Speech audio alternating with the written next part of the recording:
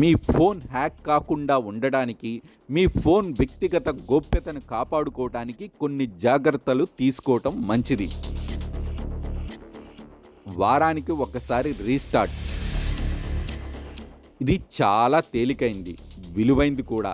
ఫోనుని turn off చేసి 10 సెకండ్ల తర్వాత తిరిగి ఆన్. హ్యాకర్లు సాఫ్ట్వేర్లోని లోపాలను ఉపయోగించుకొని ఫోన్లోకి చొరబడటాన్ని ఇది నివారిస్తుంది. అయితే ఇతర రకాల మాల్వేర్లను అడ్డుకోవడానికి పనిచేయదు. ఒకవేళ ఫోను మాల్వేర్లతో నిండిపోతే పూర్తిగా ఫ్యాక్టరీ రీసెట్ చేయాల్సిందే. అవసరం లేనప్పుడు బ్లూటూత్ ఆఫ్.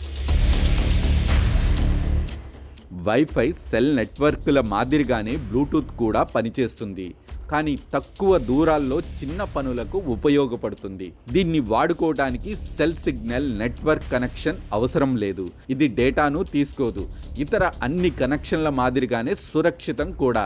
దీని ద్వారా ఫోన్ని హైజాక్ చేయాలంటే నేరగాళ్ళు మీకు సమీపంలోనే ఉండాలి.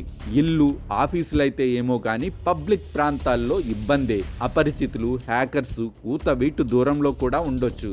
కాబట్టి అవసరం లేనప్పుడు బ్లూటూత్ను డిజేబుల్ చేసుకోవటం మంచిది. బ్యాటరీ కూడా ఆదా అవుతుంది. పబ్లిక్ యూఎస్బి పోర్టులు వాడొద్దు. విమానాశ్రయాలు, కాఫీ షాపుల వంటి వాటిల్లో హ్యాకర్లు యూఎస్బి కనెక్షన్లతో ఫోన్లలో మాల్వేర్లు ఇన్స్టాల్ చేసే ప్రమాదం ఉంది. డేటాను దొంగలించవచ్చు. సొంత అడాప్టర్తో ఫోనుని ఛార్జ్ చేసుకుంటే ఇబ్బంది లేదు, కానీ ఇతర యూఎస్బి పోర్టర్లను వాడేటప్పుడు మాత్రం అప్రమత్తంగా ఉండాలి. పబ్లిక్ వైఫైకి మొగ్గొద్దు. పబ్లిక్ వైఫైని మోసగాళ్ళు వాడుకోవచ్చు. అందువల్ల దీంతో కనెక్ట్ అయిన పరికరాలన్నీ దాడులకు అనువుగా ఉన్నట్లే.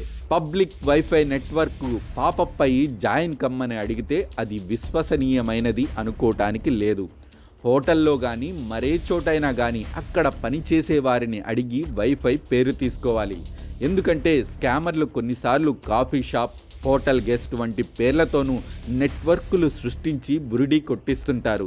కాబట్టి పబ్లిక్ వైఫైలను గుడ్డిగా నమ్మొద్దు. ఏదైనా సైట్లో యూజర్ నేమ్, పాస్వర్డ్తో లాగిన్ కావాల్సి వస్తే సొంత నెట్వర్క్నే వాడుకోవాలి. పబ్లిక్ నెట్వర్క్ మీద కాలేజీలు, ప్రభుత్వ సంస్థలు వంటి సెన్సిటివ్ సైట్లను చూడాల్సిన అవసరం ఉన్నా, సమాచారాన్ని తీసుకోవాలన్నా VPN ఎనేబుల్ చేసుకోవాలి. Mic and camera cover. ఫోనును వాడనప్పుడు కెమెరా, మైక్రోఫోనును కప్పి ఉంచే ప్రొటెక్టివ్ కేసులు వాడుకోవాలి. ఎందుకంటే కొన్నిసార్లు హ్యాకర్లు మన ఫోన్ మైక్రోఫోనును యాక్టివ్ చేయవచ్చు. దీన్నే హాట్ మైకింగ్ అటాక్ అంటారు. మనకు తెలియకుండానే మన సంభాషణలు వినొచ్చు. మాల్వేర్లతో కానీ, యాప్లకు అనుచిత అనుమతులు కోరటం ద్వారా కానీ దీనికి పాల్పడవచ్చు. కాబట్టి యాప్లకు పర్మిషన్లను ఒక్కసారి తనిఖీ చేసుకోవటం మంచిది.